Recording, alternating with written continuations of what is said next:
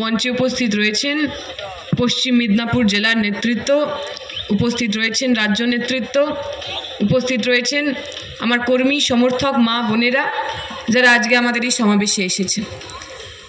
আমি যখন একটু একটু বড় হচ্ছি, একটু একটু করে রাজনীতি বুঝতে শিখছি, তখন এতগুলো টিভির চ্যানেল হয়নি, এতগুলো খবরের চ্যানেল হয়নি। ওই যে দু তিনটে দেখা যেত, তাতে আমাদের প্রথম ধারণা পশ্চিম মেদিনীপুর সম্পর্কে, পশ্চিম মেদিনীপুরের যে দু তিনটে নাম আমরা সবচেয়ে বেশি শুনতাম, যে স্লোগান আমরা পশ্চিম মেদিনীপুর নিয়ে শুনতাম। আমার মনে আছে মমতা ব্যানার্জি তখন বিরোধী দলের নেত্রী, মমতা ব্যানার্জি তখন আগুন খেকো নেত্রী, প্রতিদিন সরকারের বিরুদ্ধে নানান ধরনের কথা বলেন। আমার মনে আছে মমতা ব্যানার্জি বলতেন যে গর্বে তা কেশপুর, সিপিএম এর শেষপুর। আজ মমতা ব্যানার্জিকে আমরা এই ঘাটালের মাঠে দাঁড়িয়ে চ্যালেঞ্জ করছি। মমতা ব্যানার্জি 11 সালের পর থেকে বামপন্থীদের ঘর জ্বালিয়েছেন। মমতা ব্যানার্জি 11 সালের পর থেকে আমাদের ঘর ছাড়া করেছেন, আমাদের গ্রাম ছাড়া করেছেন, কিন্তু তবু এই পশ্চিম মেদিনীপুরের বুকে লাল ঝান্ডা সাদা ঝান্ডাকে শেষ করতে পারেননি। যদি হিম্মত থাকে তাহলে এখানে এসে দেখে যান, এখানে এসে দেখুন এই মুখগুলো যারা আপনাদের সামনে বসে রয়েছে। আপনার রাজনীতি দল যারা করে, আপনার তৃণমূল যারা করে, তৃণমূল ছাত্র পরিষদের যে বাবা কাকা জ্যাঠাদের আপনি কলেজের সামনে বসিয়ে রেখেছেন, কালকে আপনার সরকার থাকবে না, তারাও আপনাকে tata bye bye good bye করে চলে যাবে। আর আমাদের কমরেডরা যারা এখানে বসে আছেন, জিজ্ঞেস করে দেখুন ওদের, শুধুমাত্র বামপন্থী কর্মী বলে 100 দিনের কাজের টাকা পাইনি। ঠিক বলছি তো? শুধু বামপন্থী রাজনীতি করে বলে বাড়ি বানানোর টাকাটা এসেছিল পঞ্চায়েত থেকে। যে লোকটার বাড়ির ওপরে ছাও নেই, যে লোকটার বাড়ির ওপরে ছাদ নেই, সেই লোকটার কাছে টাকাটা আসেনি।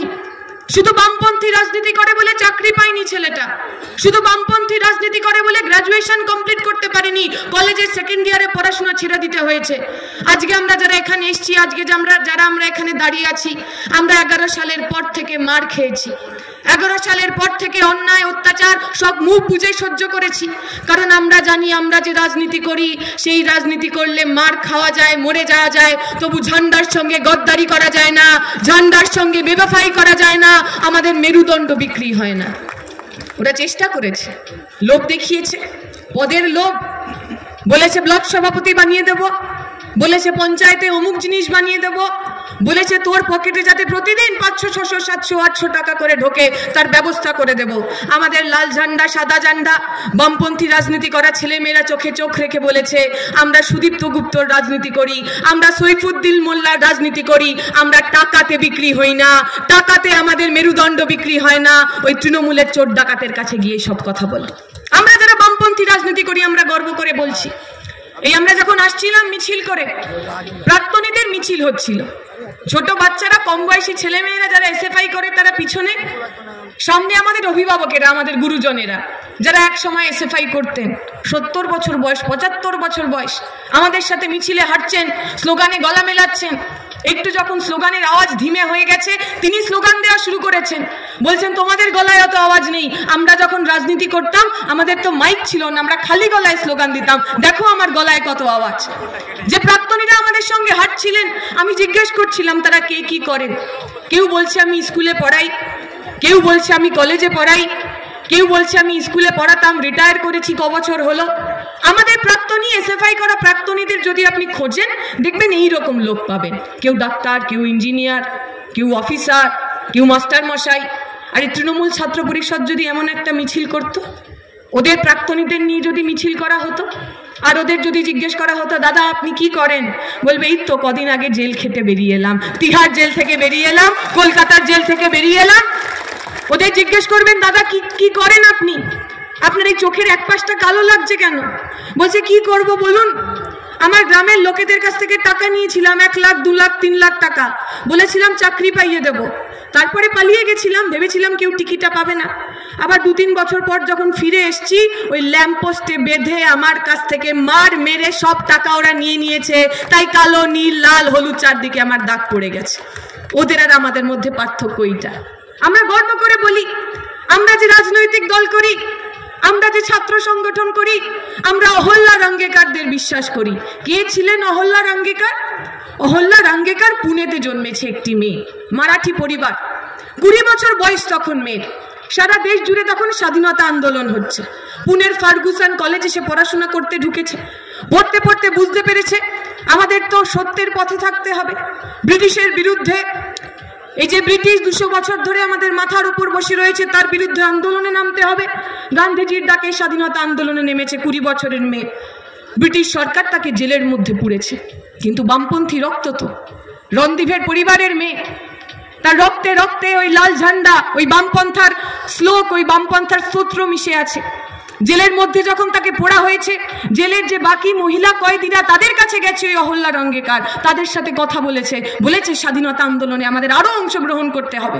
স্বাধীনতার দিন যখন সারা দেশ জুড়ে ওই তিরঙ্গা পতাকা লহেরাচ্ছে, ওই জেলের মধ্যে বসে থাকা অহল্যার অঙ্গীকার তার আশেপাশের মেয়েদের কাছে গেছে, শাড়ির আঁচল কেটে, যার শাড়িতে একটু গেরুয়া আছে তার থেকে গেরুয়া নিয়ে, যার শাড়িতে একটু সবুজ আছে তার থেকে সবুজ নিয়ে, আর ওর সাদা শাড়ির ওই সাদা নিয়ে ওই জেলের মধ্যে থেকে ওরা তিরঙ্গা পথ করে উড়িয়েছিল।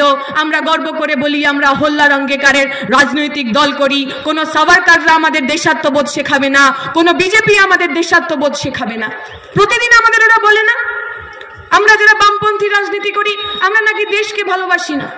আরে এই দেশের জন্য যারা লড়াই করলো, যারা প্রাণ দিল, সে ভগৎ সিং হোক, ক্ষুদিরাম হোক, মাস্টারদা সূর্য সেন হোক, ইলা মিত্র হোক, কল্পনা ওয়াদ্দেদার হোক, তারা তো বামপন্থী রাজনীতির ফসল। আমরা একটা ওই ভিডিও দেখি, আপনারাও নিশ্চয়ই দেখেছেন। ভগৎ সিংকে জিজ্ঞেস করা হয়েছে, ভগৎ সিং আপনি কি চান? ভগৎ সিং বলছে আমি বাস আজাদি নেই চাইয়ে। সবাই ঘাবড়ে গেছে, কি ব্যাপার? ভগৎ সিং তুমি এই আজাদি, এই স্বরাজ, স্বাধীনতার জন্য এত লড়াই, তুমি বলছো তোমার স্বাধীনতা চাই না? ভগৎ সিং বলছেন মুঝে বাস আজাদি নেই চাইয়ে, আমার এমন স্বাধীনতার দরকার নেই যে স্বাধীনতায় আমার দেশের সমস্ত ক্ষমতা ওই ব্রিটিশের হাত থেকে বড় লোকদের হাতে চলে যায়। আমার এমন স্বাধীনতা প্রয়োজন যে স্বাধীনতায় আমার গ্রামের কৃষক, আমার গ্রামের মজদুর, আমার গ্রামের খেটে খাওয়া মানুষ, তাদের হাতে ক্ষমতা থাকবে। আমার এমন স্বাধীনতা চাই। আমরা গর্ব করে বলি আমরা ভগৎ সিং এর পথ দিয়ে চলি, আমরা ভগৎ সিং এর দেখানো স্বাধীনতার পথে প্রতিদিন লড়াই করি। আজকে আমার দেশের মাথার উপর যে সরকারটা বসে রয়েছে, কেন্দ্রের সরকার, বিজেপির সরকার, তারা বলছেন এই 22শে জানুয়ারি যখন রাম মন্দিরের উদ্বোধন হবে তবে নাকি সত্যিকারের স্বাধীনতা পাওয়া যাবে, তবে নাকি সত্যিকারের ভারত স্বাধীন হবে। ঠিকই তো, জেআরএসএস বিজেপির স্বাধীনতা সংগ্রামে কোনো ভূমিকা ছিল না, তাদের তো স্বাধীনতা দিবস একটা নতুন করে লাগবেই। আমরা বামপন্থীরা বলছি আমাদের রক্তের বিনিময়ে ওই 15ই আগস্ট এসেছিল, আমাদের জন্য 15ই আগস্টই স্বাধীনতা দিবস থাকবে, অন্য কোনো দিনে সেই ইতিহাস বদলানো যাবে না। রক্তের বিনিময়ে তৈরি করা ওই ইতিহাস, রক্তের বিনিময়ে আমরা স্বাধীনতা পেয়েছিলাম। হাজার হাজার, এই মেদিনীপুরের মাটি তো রত্নগর্ভা। আমরা বলি মেদিনীপুরে একের পর এক বিপ্লবীকে জন্ম দিয়েছে, এমন বিপ্লবী যে বিপ্লবীর স্বপ্ন দেখায়, এমন বিপ্লবী যে বিপ্লবী বুকে গুলি নেওয়ার আগে চেঁচিয়ে বলে বন্দে মাতারাম, যে বিপ্লবীরা আমাদের শিখিয়ে গেছেন, এই মেদিনীপুরের মাটি শিখিয়ে গেছেন যে সত্যের পথে থাকলে, সঠিকের পথে থাকলে শহীদ হওয়া যায়, তাতে কোথাও কোনো লজ্জা নেই, যন্ত্রণা নেই, গ্লানি নেই। আজকে আমাদের ইতিহাসটা ভুলিয়ে দেওয়ার চেষ্টা। নরেন্দ্র মোদী, বিজেপি প্রতিদিন আপনাকে এসে ধর্মের কথা বলবেন, বলছে না হিন্দু ধর্মকে যদি কেউ বাঁচাতে পারে, সনাতন ধর্মকে যদি কেউ বাঁচাতে পারে, তা হলো নাকি বিজেপি। ভালো কথা, ওরা বলছে রাম মন্দির করে ওরা নাকি হিন্দু ধর্মকে বাঁচাচ্ছে। আচ্ছা, আপনি এলাকার মানুষ, আপনি বলুন আপনার পাড়ায় পাড়ায়, আপনার গ্রামে গ্রামে এত বছর ধরে দুর্গাপুজো হয়নি? ওই দুর্গাপুজো করার জন্য কোনো বিজেপির দরকার পড়েছে কোনোদিনও? আপনার বাড়িতে আপনি যখন এই লক্ষ্মীর পাঁচালি পড়েন, আপনার বাড়ির মা, আপনার বাড়ির বোন যখন উপোস করে লক্ষ্মী পুজো দেন, কোনো বিজেপির দরকার পড়েছিল এত বছর ধরে? আমার পশ্চিমবঙ্গের বুকে যখন পুজো হয়, পার্বণ হয়, তখন তো তৃণমূল, সিপিএম, কংগ্রেস কারোর দরকার পড়ে না। যে মানুষের আস্থা, যে মানুষের বিশ্বাস, যে মানুষের ধর্ম, সে তার মতো করে কাজ করে। আজকে হঠাৎ করে এতগুলো বছর পর আমার হিন্দু ধর্ম রক্ষার্থে বিজেপির দরকার পড়ছে কেন? ওরা বলছে ওরা ব্রিগেডের মাঠে নাকি লক্ষ কণ্ঠে গীতা পাঠ করবে। আচ্ছা, এই দুর্গাপুজোর সময় অষ্টমীতে, নবমীতে যখন অঞ্জলি দেন আপনার পাড়ার মেয়েরা, আপনার পাড়ার বোনরা, যখন কোটি কোটি কণ্ঠে চণ্ডী পাঠ করা হয়, কখনো দরকার পড়েনি তো বিজেপির? শুভেন্দু অধিকারী বলছে যে মানুষ গীতা পাঠে আসেননি, যে মানুষ লক্ষ কণ্ঠে গীতা পাঠে সামিল হননি, তিনি নাকি সত্যিকারের হিন্দু নন। আমরা তো জিজ্ঞেস করবো শুভেন্দু বাবুকে, শুভেন্দু বাবু একটু গীতাটা ভালো করে পড়ে দেখুন তো, বলুন তো গীতার কোন শ্লোকে লেখা আছে যে আপনাকে যদি ভালো হিন্দু হইতে হয় তাহলে হাত পেতে ঘুষ নিতে হয়, হাত পেতে ঘুষ নিয়ে পেট পুড়ে গেলে তৃণমূল থেকে বিজেপিতে চলে যেতে হয়? গীতার কোনখানে লেখা আছে একটু পড়ে বলুন তো। গীতার কোনখানে লেখা ছিল টাকা চুরি করতে হয়? গীতার কোনখানে লেখা ছিল সাধারণ মানুষের পেটের টাকা, সাধারণ মানুষের হকের টাকা সেগুলো মেরে দিতে হয়? তাই যখন তাদের চুরি ধরা পড়েছে, যখন তাদের ডাকাতি ধরা পড়েছে, তখন এই মন্দির মন্দির মসজিদ মসজিদ খেলা হচ্ছে। আমরা বামপন্থীরা বলছি আপনি মন্দিরে যাবেন না মসজিদে যাবেন সেটা আপনার ব্যাপার। এই দেশের সংবিধান আপনাকে সেই অধিকার দিয়েছে। আপনার ইচ্ছা হলে মন্দিরে যাবেন, ইচ্ছা হলে মসজিদে যাবেন, যদি ইচ্ছা না হয় কোনো কোথাও যাবেন না। আমরা বামপন্থীরা বলছি এই 34 বছর যখন আপনারা আমাদের হাতে দায়িত্ব দিয়েছিলেন আপনাদের ভালো রাখার, আমরা তো চেষ্টা করেছি। ভেবে দেখুন 1992 সাল, সারা দেশ জুড়ে দাঙ্গার আগুন, সারা দেশ জুড়ে সাধারণ মানুষ, হিন্দু মানুষ, মুসলমান মানুষ একে অপরের রক্ত নিয়ে হোলি খেলা খেলছে। পশ্চিমবঙ্গের বুকে একটা মানুষের গায়ে আঁচ লাগেনি। 2002 সাল গুজরাটে দাঙ্গা হলো, হিন্দু মানুষ মুসলমান মানুষ একে অপরের রক্ত নিয়ে হোলি খেললো। এক ট্রেন ভর্তি মানুষজনকে জ্বালিয়ে দেওয়া হলো, ঘরের পর ঘর, বাড়ির পর বাড়ি জ্বালিয়ে দেওয়া হলো, গর্ভবতী মায়ের পেট চিরে বাচ্চাকে বার করে নেওয়া হলো। সারা দেশ জুড়ে যখন দাঙ্গার আগুন চলছিল আপনার পশ্চিমবঙ্গের প্রত্যেকটা মানুষ সুরক্ষিত ছিলেন। আপনি হিন্দু হন, আপনি মুসলমান হন, আপনার কপালে চিন্তার ভাত ছিল না। কেন জানেন? কারণ আমার রাজ্যের মুখ্যমন্ত্রীর নাম ছিল জ্যোতিবাবু, আমার রাজ্যের মুখ্যমন্ত্রীর নাম ছিল বুদ্ধদেব ভট্টাচার্য, যারা মাইকে দাঁড়িয়ে বলতে পারতেন এটা পশ্চিমবঙ্গ, এখানে দাঙ্গা করতে আসলে মাথা ভেঙে গুড়িয়ে দেওয়া হবে, কোনো হিন্দু মুসলমান সিপিএম তৃণমূল দেখা হবে না। গর্ব করে বলি আমরা জ্যোতিবাবুদের ছাত্র সংগঠন করি, আমরা ওই বুদ্ধদেব ভট্টাচার্যদের রাজনীতি করি। 2011 সালের পর থেকে আপনার আশপাশটা দেখবেন তো কেমন মানুষ যাতে যাতে ধর্মে ধর্মে ভেঙে গেছে। কতগুলো দাঙ্গা হয়েছে 11 সালের পর থেকে। দাঙ্গা হলে কার লাভ হয়? দাঙ্গায় যখন কোনো মানুষের বাড়ি পুড়ে যায়, যখন গরিব মানুষটার বাড়িটা পুড়ে ছাই হয়ে যায়, ভালো লাগে? তিনি হিন্দু হন অথবা মুসলমান হন, তার যন্ত্রণা, তার যে চোখের জল, সেই জলের তো হিন্দু মুসলমান হয় না। যখন দাঙ্গা হয় আমার বাড়ির তরতাজা ছেলেটা, তার লাশ আমার বাড়িতে আসে, আপনি হিন্দু হন অথবা মুসলমান হন, ওর মাকে গিয়ে জিজ্ঞেস করবেন ওই মায়ের যে চোখের জল তার হিন্দু মুসলমান হয় কিনা। যে সাধারণ গরিব খেটে খাওয়া মানুষ বাজারে ছোট্ট একটা দোকান করেছিলেন তিলে তিলে টাকা জমিয়ে, দাঙ্গার সময় যখন ওর ওই দোকানটা পুড়ে ছাই হয়ে যায়, ওকে জিজ্ঞেস করবেন ওর যে যন্ত্রণা, ওর যে কষ্ট, তার হিন্দু মুসলমান হয় কিনা। যখন দাঙ্গা হয় তখন গরিব মানুষের কষ্ট হয়, যখন দাঙ্গা হয় তখন গরিব মানুষ যন্ত্রণায় থাকে। আর তখনই এই নরেন্দ্র মোদীরা হিন্দু পাড়ায় গিয়ে বলেন দেখেছো তো হিন্দু খাতরে মে হ্যায়, তাই হিন্দুকে যদি বাঁচাতে হয় তাহলে বিজেপিকে ভোট করো। তখনই মুসলমান পাড়ায় গিয়ে ওই তৃণমূলীরা বলে যে দেখেছো তো যদি বিজেপি আসে তোমাদের সব জানে মেরে দেবে, মুসলমানদের যদি বাঁচতে হয় তাহলে আমাদের সাথে এসো। আমরা বামপন্থীরা বলছি আপনি হিন্দু হন অথবা মুসলমান হন, আপনি মন্দিরে যান অথবা মসজিদে যান, আপনি যদি এই বাংলার বুকে মাথা উঁচু করে বাঁচতে চান তাহলে আমাদের কাছে আসুন, আমরা মায়ের মতো আগলে রাখবো আপনাকে। আপনার প্রত্যেক বিপদ আপদে, প্রত্যেক দাঙ্গায়, প্রত্যেক আন্দোলনে, প্রত্যেক লড়াইয়ে আমরা বনস্পতির ছায়া হব আপনার কাছে। নরেন্দ্র মোদীরা ধর্ম নিয়ে রাজনীতি করে, হিন্দু মুসলমান মন্দির মসজিদে ভাঙতে চায়। আর তার ছোট বোন মমতা ব্যানার্জি, বড়ে মিয়া তো বড়ে মিয়া, ছোটে মিয়া সুবহান আল্লাহ, তিনি আরো এক ধাপে গিয়ে ওদিকে দাদা রাম মন্দির করছে, বোন পিছনে কেন থাকবে, বোন আবার এদিকে জগন্নাথ মন্দির করছে। খেয়ে দে কাজ নেই, এতগুলো লোক আপনার রাজ্যে কাজ পায় না, পরিযায়ী শ্রমিক হয়। আপনি জানেন তো আপনার এই এলাকায় ঘাটাল থেকে কত আমার বয়সী ছেলে মেয়েরা গ্রাম ছাড়তে বাধ্য হয়েছে, কেরালা গেছে, কেউ মুম্বাই গেছে, কেউ গুজরাট গেছে, কেউ পেটের দায়। তাদের জন্য কিছু কাজ না করে আপনি জগন্নাথ মন্দির বানাতে লেগেছেন কেন? দেখবেন মমতা ব্যানার্জি ওই যখন রোজা মাস চলে উপোস রাখে না, রোজা রাখে না, সকাল থেকে গান্ডে পিণ্ডে গেলে আর সন্ধ্যেবেলায় মাথায় সাদা কাপড় পরে হাত সামনে রেখে চোখ বুজে কি বিড়বিড় করে বলে ইনশাআল্লাহ সুবহান আল্লাহ, ও বোঝে না বাকি লোকও বোঝে না। কি দরকার আপনার? আপনি আপনার মতো কাজ করুন, আপনার ইনশাআল্লাহ সুবহান আল্লাহ করার তো দরকার নেই। আসলে যখন রাজা তার কাজ ঠিকমতো করে না, যখন মন্ত্রী তার কাজ ঠিকমতো করে না, তখন এই ধর্মকে নিয়ে রাজনীতি করতে হয় তাদের। যদি আমার পকেটে টাকা থাকে, যদি আমার হাতে একটা চাকরি থাকে, যদি আমার পেটে ভাত থাকে, যদি আমার পেটে শিক্ষা থাকে, তাহলে তো আমি তৃণমূল বিজেপির হয়ে গুন্ডাগিরি করব না। তাহলে তো কোনো গরিব হিন্দু বাড়ির ছেলেকে হাতে ত্রিশূল দিয়ে বলা যাবে না ওই যে রামনবমীর মিছিল, যা তোর হাতে 500 টাকা দিলাম ওই মন্দিরের চূড়ো ভেঙে দে। তখন তো কোনো মুসলিম পাড়ায় গিয়ে কোনো মুসলিম বাচ্চা ছেলেকে হাতে বন্দুক দিয়ে বলা যাবে না এই নিয়ে 1000 টাকা তোর পকেটে দিলাম, পঞ্চায়েত নির্বাচন হবে, কাউকে ভোট দিতে দিবি না, মেরে ধরে লোককে তুলে দিবি। যদি আমার পেটে শিক্ষা থাকে, যদি আমার হাতে কাজ থাকে, তাহলে আমরা মাথা নোয়াবো না। ওরা চায় আমাদের মাথাটা নিচু হয়ে থাকুক, তাই ওরা শিক্ষাকে বিক্রি করে দিচ্ছে। কেন্দ্রের সরকার বলছে প্রাথমিক স্কুল বন্ধ, প্রাইমারি স্কুল আর থাকবে না। মমতা ব্যানার্জি বিগত কয়েক বছরে 8,000 প্রাইমারি স্কুল বন্ধ করে দিয়েছেন। 8,000। কারা যায় প্রাইমারি স্কুলে? অমিত শাহর ছেলে যায়, নরেন্দ্র মোদীর ছেলে মেয়ে যায়, আচ্ছা ওনার তো নেই, ছেড়ে দিন। মমতা ব্যানার্জির ভাইপো অভিষেক ব্যানার্জি সেই বাংলা মিডিয়াম স্কুলে যায়, প্রাইমারি স্কুলে যায়, তার নাতনি যায় প্রাইমারি স্কুলে, নাকি তাদের জন্য সব বড় লোকের ইংলিশ মিডিয়াম স্কুল রয়েছে? এই প্রাইমারি স্কুলে আমার আপনার বাড়ির ছেলে মেয়ে যায়। আমি প্রাইমারি স্কুলে পড়েছি, আমার স্কুলের নাম ছিল GSFP 2। আমার সঙ্গে যে ছেলেমেয়েরা পড়তো, কারুর বাবা রিক্সা চালান, কারুর বাবা অটো চালান, কারুর সাইকেল সারানোর দোকান রয়েছে। এই এলাকার যে সমস্ত মানুষ, সাধারণ মানুষ, খেটে খাওয়া মানুষ, খেতে কাজ করেন, অটো চালান, টোটো চালান, বাজারে ছোট দোকান আছে, তাদের বাড়ির ছেলেমেয়ের ওই প্রাইমারি স্কুলে যায়। প্রাইমারি স্কুল যদি বন্ধ হয়, গরিব পরিবারের ছেলেমেয়ের পড়াশুনো করার পরিসর বন্ধ হয়ে যাবে, স্বপ্ন দেখার পরিসর বন্ধ হয়ে যাবে। ওরা তো এটাই চায়। আমরা বলি শিক্ষা আনে চেতনা, আর চেতনা আনে বিপ্লব। আমার পেটে যদি বিদ্যে না থাকে, আমাকে ওরা যা বোঝাবে আমি তাই বিশ্বাস করব। ওরা দিনকে দিন বললে দিন, রাতকে রাত বললে রাত, ওরা যা বোঝাবে আমি তাই বুঝবো।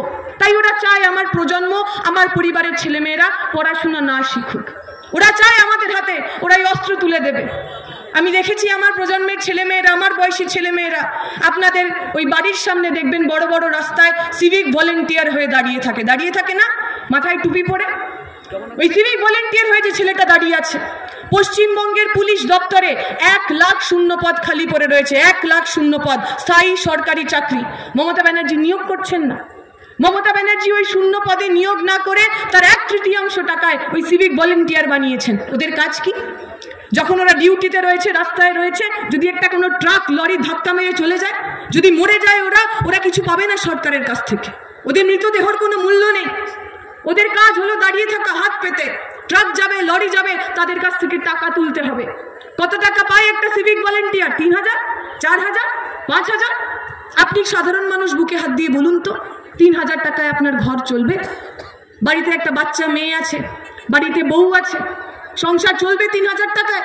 ফলে বাধ্য হয় ঘুষ নিতে হয়। ওপর তলা থেকে নির্দেশ আছে, এক দিনের কোটা দেওয়া আছে, ওই মোড় থেকে এত টাকা তুলবি, ওই মোড় থেকে আর অত টাকা তুলবি।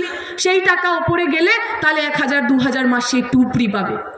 আমার প্রজন্মের ছেলেমেয়েরা, আমি জানি, আমি বিশ্বাস করি, সবার হাত পেতে টাকা নিতে, ঘুষ নিতে ভালো লাগে না, কিন্তু কি করবে? পেটের জ্বালাতো, খিদের জ্বালাতো।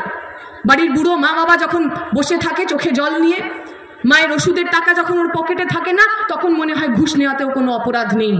আমরা বলছি, আমরা যারা বামপন্থী রাজনীতি করি, যে ছেলে মেয়েগুলোকে ওরা সিভিক ভলেন্টিয়ার বানালো, হাতে লাঠি নিয়ে রাস্তায় দাঁড় করালো, যে ছেলে মেয়েগুলোকে ওরা গুন্ডা বানালো, হাতে বন্দুক নিয়ে লাঠি নিয়ে ওই ভোট লুট করতে পাঠালো, যখন আমরা সরকারে আসব, ওই প্রত্যেক হাতে আমরা সরকারি চাকরির খাম তুলে দেব। আমার ভাই আমার বোন সিভিক ভলেন্টিয়ার হবে না, আমার ভাই আমার বোন আত্মহত্যা করতে বাধ্য হবে না। শুনেছেন না আপনারা? দেখেছেন তো? খবরের কাগজ খুললে দেখতে পান, টিভি খুললে দেখতে পান। 1,000 দিন ধরে আমার ভাইয়েরা, আমার বোনেরা তারা বসে রয়েছে। কি অপরাধ তাতে? ঘুষ খেয়েছেন? পার্থ চট্টোপাধ্যায়ের মতো 150 কোটি টাকার একটা বান্ধবী রেখেছেন বুড়ো বয়সে? না তো। 1,000 দিন ধরে আমার ভাইয়েরা বোনেরা বসে রয়েছেন, কারণ যোগ্যতা থাকা সত্ত্বেও ওদের পকেটে টাকা ছিল না, ঘুষ দিতে পারেননি। ঘুষ দিতে না পারায় যোগ্যতা থাকা সত্ত্বেও ওরা রাস্তায় বসে থাকে। আর শুধু বাবার টাকা আছে বলে, বাপের টাকা আছে বলে অনুব্রত মণ্ডলের টিকটক করা মেয়ে সেই স্কুলে পড়ায়। অদ্ভুত জিনিস। আমরা জানি দিদিমণি মাস্টারমশাইরা স্কুলে যান, অনুব্রত মণ্ডলের মেয়ের স্কুলে যেতে হতো না, স্কুল অনুব্রত মণ্ডলের বাড়িতে আসতো। অ্যাটেন্ডেন্স শিট নিয়ে বলতো, দিদিমণি একটু সাইন করে দিন। অনুব্রত মণ্ডলের মেয়ে টিকটক বানাতো, নাচের মাঝখানে একটা সই করে দিয়ে আবার টিকটক বানাতে লেগে যেত। আমরা দেখলাম ওদের আর এক নেতার মেয়ে, তিনি তো আবার মিস্টার ইন্ডিয়া বলে একটা সিনেমা হয়েছিল না অনিল কাপুরের, গায়েব হয়ে যেত, ওকে দেখা যেত না। তিনিও সেরকম বাবার সাথে ফিরছিলেন, ধরা পড়েছেন, ঘুষ নিয়ে চাকরি হয়েছে, ট্রেনে করে ফিরছিলেন, হঠাৎ করে দেখা গেল তিনিও মিস্টার ইন্ডিয়া হয়ে গেছে, তাকে আর খুঁজে পাওয়া যাচ্ছে না। এই যত চোর, ডাকাত, গুন্ডা, বদমাইশ, যারা আমার ভবিষ্যৎটাকে বিক্রি করছে, যারা আমার ভবিষ্যৎটাকে বিক্রি করে খাচ্ছে, তাদের বিরুদ্ধে আমাদের লড়াই। আমি একটা রিলস দেখছিলাম, ওই এখন ফেসবুকে আসে, মজার গল্প। তাতে দেখাচ্ছে একটা স্কুল এরকম ছোট ছোট বাচ্চারা সামনে বসে আছে। স্কুল পরিদর্শনে একজন ইন্সপেক্টর এসছেন। তিনি এসে একটা ছোট্ট বাচ্চাকে, ক্লাস 5-এর ছেলে, তাকে দাঁড় করিয়েছেন। বলছে, বলো তো বাবা, দেশের প্রধানমন্ত্রীর নাম কি? ছেলেটা বলছে রামলাল। বলছে, হ্যাঁ রামলাল। তোমার বাবার নাম কি? বলছে রামলাল। বলছে, তুমি একটা ক্লাস 5-এর ছাত্র, তুমি দেশের প্রধানমন্ত্রীর নাম জানো না? তোমার এক্ষুনি আমি কমপ্লেন করছি, এক্ষুনি তোমার নাম আমি ক্লাস 5 থেকে কাটিয়ে দেবো। ছেলেটা বলছে, কোনো অসুবিধা নেই, কাটিয়ে দিন, আমি তো স্কুলেই পড়ি না, আমি তো বাইরে গরু ছাগল চড়াচ্ছিলাম, মাস্টারমশাই এসে বললো তোকে মিড ডে মিলে খাবার দেবো, তুই একটু বস বাবা, কাটিয়ে দিন, কোনো অসুবিধা নেই। ইন্সপেক্টর খুব রেগে গেছে। ওই ক্লাসের যে টিচার, মাস্টারমশাই, তাকে ডেকে পাঠিয়েছে যে আপনি কেমন লোক মশাই, আপনি বাচ্চা বাচ্চা ছেলেদের ডেকে ভুয়ো ছাত্রছাত্রী বানাচ্ছেন, এক্ষুনি আমি কমপ্লেন করছি, আপনার চাকরি আজকেই আমি খেয়ে নেব। লোকটা বলছে, খেয়ে নিন, আমার কোনো অসুবিধা নেই, আমিও তো আসল মাস্টারমশাই না, মাস্টারমশাই তো আমার পাশের বাড়ির লোকটা, সে আজকে তার শালির বিয়ে খেতে গেছে, আমাকে বললো তুই একটুখানি ঘুরে যাস, আমি ঘুরতে এসেছি, কেটে দিন, নাম কেটে দিন, কোনো অসুবিধা নেই। ইন্সপেক্টর এবার খুব মাথা গরম হয়ে গেছে, গেছে হেডমাস্টার মশাইয়ের কাছে। হেডমাস্টার মশাইয়ের কাছে গিয়ে বলছেন, আপনি তো অদ্ভুত স্কুল চালাচ্ছেন, আপনার স্কুলের ছাত্র ভুয়ো, আপনার স্কুলের দিদিমণি মাস্টারমশাই ভুয়ো, এরকম করলে তো চলবে না, আমি এক্ষুনি ওপর তলায় লিখছি, আজকে থেকেই আপনার চাকরি বাতিল। ওই মাস্টারমশাই হাসতে হাসতে পকেট থেকে কতগুলো বান্ডিল রেখে বলল, বাদ দিয়ে দিন, আমিও তো আসলে সত্যিকারের হেডমাস্টার মশাই নই, আমার জামাইবাবু আসলে সত্যিকারের হেডমাস্টার মশাই, সে আজকে একটু কাজে গেছে, আমি তার জায়গায় এসেছি, তিনি আমাকে বলেছেন বাইরে থেকে কেউ আসলে একটু টাকা পয়সা দিয়ে দিবি, সব ঠিক হয়ে যাবে। ইন্সপেক্টর বসেছে, ওই যে বান্ডিল, সেই বান্ডিলটা নিয়েছে, গুনে গুনে দেখলো যে 100 টাকার অনেকগুলো নোট আছে, 10,000 টাকা মতো পকেটে পুরে বলল, ভাগ্য ভালো আজকে আমার কাকা একটা বিয়ে বাড়িতে গেছিল, নয়তো আমারও তো এই টাকাটা পাওয়া হতো না, আমিও তো আসল ইন্সপেক্টর নই, আমার কাকা আমাকে বলেছিল যে আমার একটা কাজ আছে, তুই একটু ঘুরে আয়, দেখবি টাকা পয়সা আমদানি হবে, তাই আমি চলে এসেছিলাম। মজার গল্প, শুনতে ভালো লাগলো, কিন্তু ভেবে দেখুন এইটা তো কোনো গল্প নয়, পশ্চিমবঙ্গের অবস্থা তো এরকমই। দেখেছি না আমরা ভুয়ো আইপিএস, ভুয়ো আইএস, ভুয়ো পুলিশ, ভাবুন যে পুলিশের কাজ চোর ধরা, সে নিজেই নকল। পশ্চিমবঙ্গের বুকে যদি আমার স্কুলের অবস্থা এইরকম হয়, ওই স্কুলে যাকে আমি পড়তে পাঠাচ্ছি তার অবস্থা কি হবে? যারা চুরি করে, ডাকাতি করে, ঘুষ দিয়ে মাস্টারমশাই হচ্ছে, তারা আমার বাড়ির ছেলেটাকে মেয়েটাকে কি শেখাবে? তাই এই সমাজের, এই সময়ের বদল দরকার। কারা বদল করবে? বিজেপি বদল করবে? অনেকের মনে হয়েছে এখানে তৃণমূলকে টাইট দেওয়ার জন্য নাকি বিজেপিকে নিয়ে আসতে হবে। শুভেন্দু অধিকারী বিজেপির নেতা না? শুভেন্দু অধিকারী বিজেপির আগে কোন দলে ছিল? কোন দলে ছিল? শুনতে পাচ্ছি না, কোন দলে ছিল? শুভেন্দু অধিকারী তৃণমূলের হয়ে অত্যাচার করেছে, হ্যাঁ কি না? যে শুভেন্দু অধিকারী তৃণমূলের হয়ে অত্যাচার করলো, সেই শুভেন্দু অধিকারী বিজেপিতে গিয়ে সৎ হয়ে গেছে, সাধু হয়ে গেছে? হয়নি তো। দেখেছেন না আপনারা, হাত পেতে টাকা নিচ্ছিল, বিজেপিতে ওয়াশিং মেশিনে ধুলে সে একদম ভালো মানুষ হয়ে গেছে? হয়নি তো। তাহলে বিজেপিকে দিয়ে তৃণমূলকে আটকানো যাবে না। যতগুলো বিজেপি দেখবেন সব কটা তৃণমূল থেকে গেছে। আমরা বলি, ওই দেখবেন ছেলেমেয়েরা ভালো খাতায় লেখার আগে রাফ করে না, অন্য একটা খারাপ খাতায় লেখে, তারপর ভালো খাতায় লেখে। তৃণমূলটা আসলে বিজেপির লোকের জন্য ওই রকম। ওরা প্রথমে তৃণমূল জয়েন করে, চুরি করা, ডাকাতি করা, খুন করা, মার্ডার করা শেখে। যেই পাকা চোর ডাকাত হয়ে যায়, অমনি বিজেপিতে গিয়ে নেতা হয়ে যায়। যত বড় ডাকাত তত বড় বিজেপির নেতা, যত বড় তৃণমূলের চোর তত বড় বিজেপির নেতা। কোনো পার্থক্য নাই এদের মধ্যে। দেখুন না বিজেপির ওই ফার্স্ট অর্ডার যাকে বলে, যারা যারা আছে বেশিরভাগ তারা সব তৃণমূল থেকে গেছে। মুকুল, শুভেন্দু, রাজীব ব্যানার্জি কিছুদিন আগে গেছিল, ওদের মধ্যে আবার দরজাটা খোলা, আপনি যখন তখন আইতে যাইতে পারবেন। আজকে মনে হলো দিদি খারাপ, কাঁদতে কাঁদতে চলে গেলেন বিজেপিতে, আবার কালকে মনে হলো না দাদা খারাপ, আবার কাঁদতে কাঁদতে ফিরে আসবেন, কোথাও কোনো অসুবিধা নেই। মনে আছে তো আমাদের মমতা ব্যানার্জি বলেছিলেন নির্বাচনের আগে যে রাজীব ব্যানার্জি বনমন্ত্রী, তিনি নাকি অনেক টাকার দুর্নীতি করেছেন। তাহলে অত টাকার যখন দুর্নীতি করেছেন, সেই লোকটাকে আবার আপনি রাজনীতিতে আপনার দলে নিলেন কেন? তারই দিতে পারতেন তো, বলতেন তো দুর্নীতিবাজদের কোনো জায়গা আমাদের নেই। আসলে ওই সততার প্রতীক কথাটা মমতা ব্যানার্জি মুখেই বলেন। চুরি না করলে, ডাকাতি না করলে, কাটমানি না খেলে তৃণমূল হওয়া যায় না, দিদির অনুগামী হওয়া যায় না। দিদির অনুগামী হওয়ার জন্য চুরি করা, ডাকাতি করা, চোর ডাকাত হওয়াটা বাঞ্ছনীয়। বদলাতে হবে। বিজেপি আমাকে আপনাকে ধর্মের নামে ভাঙবে, তৃণমূল আমাকে আপনাকে ধর্মের নামে ভাঙবে। আর ওদের বিরুদ্ধে আমাদের কি আছে? আমাদের টাকা নাই, পয়সা নেই, পুলিশের কাছে ফোন করে ধমকি ধামকি যে দেবো তারও কোনো উপায় নেই। তবে এইটুকু আমি জানি, এখানে যে মানুষ বসে আছেন সেই মানুষের বুকে বুক ভরা ভালোবাসা আছে, বুক ভরা সাহস আছে। ওদের গুলির মুখে, ওদের লাঠির মুখে আমাদের ভালোবাসা থাকবে, ওদের গুলির মুখে, ওদের লাঠির মুখে আমাদের জেদ থাকবে। আমি যখন দিল্লিতে পড়তাম, আমার মনে আছে জামিয়া মিলিয়া ইসলামিয়া ইউনিভার্সিটিতে এই এনআরসি সিএ বিরোধী আন্দোলন হচ্ছে। ছেলেমেয়েরা পোস্টার নিয়ে, হাতে ব্যানার নিয়ে, স্লোগান নিয়ে তারা মিছিল করছেন। বিজেপির একটি ছেলে সে বন্দুক নিয়ে ঢুকে পড়েছে, বন্দুক ইচিয়ে লোককে বলছে যে এক্ষুনি তোমাকে গুলি করে দেবো। গুলি করেও ছিল সে। একটি ছেলে, দাড়িওয়ালা ছেলে, গেঞ্জি পরা, তার উপরে জ্যাকেট পরা ছেলে, সে দুহাত তুলে ওর দিকে এগিয়ে যাচ্ছে আর বারবার ওকে বলছে তুমি কেন এমন করছো, তোমার যদি রাগ হয় তুমি আমাদের সাথে কথা বলো। ও গুলি করেছে, ছেলেটার হাতে গুলি লেগেছে, তবুও ছেলেটা থামেনি, দু বাহু প্রশস্ত করে ওর দিকেও এগিয়ে গেছে। আমরাও বলতে চাই, ওই বিজেপি তৃণমূলের কাছে গুলি ধরা লোক আছে, বন্দুক ধরা লোক আছে, আর আমাদের কাছে টান টান করা সিনা আছে। দেখি কার কত জোর। তোমার গুলির জোর বেশি না, আমাদের টান টান করা সিনার জোর বেশি। দেখি আমরা 11 সালের পর থেকে বিভিন্ন জায়গায় আমাদের লোককে ওরা মিথ্যা মামলায় ফাঁসিয়েছে, জেলের মধ্যে ঢুকিয়েছে, বন্ধ করে রেখেছে।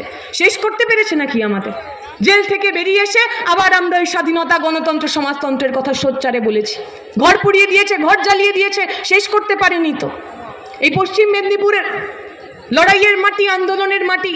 আমার মনে পড়ে যাচ্ছে চাইপাট কলেজের কথা। যখন সারা বাংলা জুড়ে নির্বাচনে বামপন্থীরা, ভারতের ছাত্র ফেডারেশন দাঁত কাটতে পারছে না, সারা বাংলা জুড়ে যখন ভারতের ছাত্র ফেডারেশন করার জন্য পাড়ায় পাড়ায়, গ্রামে গ্রামে, কলেজে কলেজে আমাদের কমরেডরা মার খাচ্ছেন, এই পশ্চিম মেদিনীপুরের চাইপাট জেলা আমাদের দেখিয়েছিল, চাইপাট কলেজ আমাদের দেখিয়েছিল, চোখে চোখ রেখে লড়াই করলে ভারতের ছাত্র ফেডারেশন করতে পারে না, এমন কোনো কাজ নেই। আমি আমার চাইপাট কলেজের সমস্ত কমরেডদের, সমস্ত সাথীদের লাল সালাম জানাই। আপনারা আমাদের স্বপ্ন দেখিয়েছেন ওই 11 সালের পর থেকে কী করে লড়াই করতে হয়, কি করে দাঁতে দাঁত চেপে পড়ে থাকতে হয়। আমাকে আপনাকে পক্ষ নিতে হবে। আমি আমার কথা দীর্ঘায়িত করব না। মীনাক্ষীদি চলে এসছেন, মীনাক্ষীদি এর পরে বলবেন।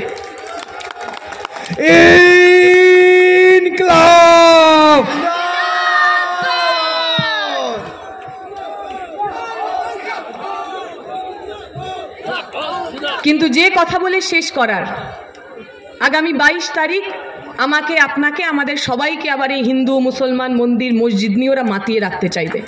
ওরা রামের কথা বলবে, ওরা রাম মন্দিরের কথা বলবে, ওরা অযোধ্যার কথা বলবে। আমিও রামের কথা আর অযোধ্যার কথা বলেই শেষ করব।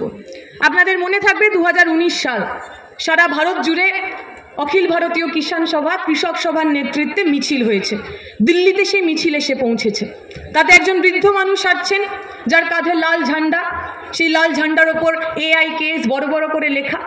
তাকে একজন এই মিডিয়ার বন্ধু জিজ্ঞেস করেছেন যে আপনার বাড়ি কোথায়, আপনি কেন এখানে এসেছেন? সেই ভদ্রলোক উত্তর দিয়েছেন আমার বাড়ি অযোধ্যায়। তাকে জিজ্ঞেস করা হয়েছে আরে অযোধ্যায় তো রাম জন্মভূমি মুভমেন্ট চলছে, রাম মন্দির হচ্ছে, আপনি সেই সব মিছিল ছেড়ে এই লাল ঝান্ডার মিছিলে কি করছেন, বামপন্থীদের মিছিলে কি করছেন? ওই ভদ্রলোক হেসে বলেছেন আমি তো রাম ভক্ত, আমার বাড়িতে রামের পুজো হয়, আমি দিনে 2 বার করে রাম লক্ষ্মণ সীতা মাইয়ার পূজা করি। কিন্তু আমি এইটুকু তো বুঝেছি, পেটে খাবার না থাকলে আসলে ধর্ম পালন তো করা যায় না। যখন আমার বাড়িতে ফসলের দাম আমরা পাইনি, যখন আমার বাড়ির ছেলেটা মেয়েটা টাকা না থাকার কারণে পড়াশোনা করতে পারছিল না, আমি তো দেখিনি কোনো বিজেপিওয়ালাকে, কোনো ভগবা ঝান্ডাদারিকে আমার বাড়িতে এসে বলতে জয় শ্রীরাম, তুমিও হিন্দু আমিও হিন্দু, তোমার ঘামের দামের জন্য, তোমার ধানের দামের জন্য আমি লড়বো। শুনিনি তো, আমি তো শুনিনি কোনো ভগবা ঝান্ডিদারা বালিকে আমাদের বাড়িতে এসে বলতে তোমার বাড়ির ছেলেটা মেয়েটা কাজ পাচ্ছে না, তুমিও হিন্দু আমিও হিন্দু, তোমার কাজের জন্য আমি লড়বো। আমার বেঁচে থাকার লড়াই, আমার পেটের ভাতের লড়াই, আমার ছেলেমেয়ের শিক্ষার লড়াই, এই লড়াইতে আমার সঙ্গে যদি কেউ ছিল সেই ঝান্ডাটার রং লাল, আর তাই লাল ঝান্ডা নিয়ে আমি আজকে রাস্তায় এসেছি। আমি বিশ্বাস করি সারা ভারতের রামভক্ত মানুষ, সারা ভারতের সাধারণ মানুষ, যে মানুষ শ্রমজীবী, যে মানুষ কারুর পকেট মেরে খান না, যে মানুষের পিসির নাম মমতা ব্যানার্জি নয়, যে মানুষের ভাইপোর নাম অভিষেক ব্যানার্জি নয়, যে মানুষের বাবার নাম জ্যোতিপ্রিয় মল্লিক নয়, যে মানুষ অন্যের পয়সায় খান না, নিজের ঘামে নিজের পরিশ্রমে খান, সেই সমস্ত মানুষ লাল ঝান্ডাকে ওই একইভাবে ভালোবাসে। ওরা ধর্মের কথা বলবে, আমরা জানি ধর্ম মানে যে ধারণ করে। আমাদের কাছে ধর্ম মানে কি? এই কালকে একটি বাচ্চা মেয়ে খুব রেগে রেগে আমাকে চিঠি লিখেছে, ওই ইনস্টাগ্রামে মেসেজ করেছে যে দিদি আপনি আপনি রাম মন্দিরের বিরুদ্ধে কেন কথা বলছেন? কেন আপনি সনাতনীদের পক্ষে কথা বলছেন না? নরকে আপনার জন্য গরম গরম তেল ভাজা হচ্ছে। আমি বললাম পাপ পুণ্যের হিসেব আমরা তো না হয় এই জন্মেই করি। আচ্ছা তুমি ভেবে বলো তো, এই কোভিডের সময় যখন পাশের বাড়ির লোক তার নিজের বাড়ির লোককে ছুঁয়ে দেখছিল না, যখন নিজের বাড়ির ছেলে তার নিজের বাবাকে ছুঁয়ে দেখছিল না, লাল গেঞ্জি পরে যে রেড ভলেন্টিয়ার ছেলে মেয়েগুলো ওই কোভিড আক্রান্ত মানুষের বাড়ি চলে গেল, সেই কাজ করা ধর্ম নয়? মুমূর্ষ মানুষ, যে মানুষ অক্সিজেন না পেয়ে মরে যাচ্ছিল, তার বাড়িতে অক্সিজেন পৌঁছে দেওয়া ধর্ম নয়? কোভিডের সময় যে মানুষ না খেতে পেয়ে মারা যাচ্ছিলেন, তার বাড়িতে খাবার পৌঁছে দেওয়া ধর্ম নয়? আমাদের তো বিবেকানন্দ শিখিয়ে গেছেন ধর্ম মানেই কর্ম। আমরা কর্ম করে গেছি, পাপ পুণ্যের হিসেব আমাদের এ জন্মেই হয়ে যাবে। কোনো নরকের তেলকে আমরা ভয় পাই না, কোনো অগলি জন্মের কথা আমরা ভাবি না। আর যারা যারা ভাবছেন, ওই রামপুরহাটে আমরা দেখেছিলাম, এমনই আমাদের ভাষণ চলছিল, মিটিং চলছিল, একটি দিকভ্রষ্ট গরু RSS বিজেপির তিনি ঢুকে পড়েছিলেন, খুব চেঁচামেচি শুরু করেছে। আমাদের ছেলেমেয়েরা শান্ত, ডিসিপ্লিন, নম্র, শৃঙ্খলা পরায়ণ, ওকে বুঝিয়ে টুঝিয়ে পাঠিয়ে দিয়েছে। তারা খুব গরম গরম কথা বলছেন বিভিন্ন জায়গায়। আমরা বলছি আমাদের সাদগিকে, আমাদের শরাফতকে আমাদের কমজোরি ভাববেন না। সেদিন ছেলেটি গন্ডগোল করতে এসেছিল, ওকে আমরা এমনি পাঠিয়ে দিয়েছি। পরের দিন যদি আবার আমাদের এরকম কোনো মিটিংয়ে ঝামেলা করতে আসেন, হেঁটে তো আসবেন দু পায়ে, ফিরবেন দু পায়ে কিনা তার গ্যারেন্টি কিন্তু ভারতের ছাত্র ফেডারেশন আর নিতে পারবে না। তাই এর পরের বার আমাদের মিটিংয়ে ঝামেলা করার আগে একটু ভেবে দেখবে।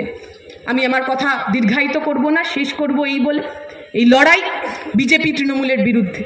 যাদের মাথার মধ্যে এখনও একটু একটু কনফিউশন রয়েছে যে বিজেপিকে আটকাতে তৃণমূল আর তৃণমূলকে আটকাতে বিজেপি, জেনে রাখবেন দুজনেই একই পরিবারের লোক। ওদেরকে বিশ্বাস করার কোনো কারণ নেই।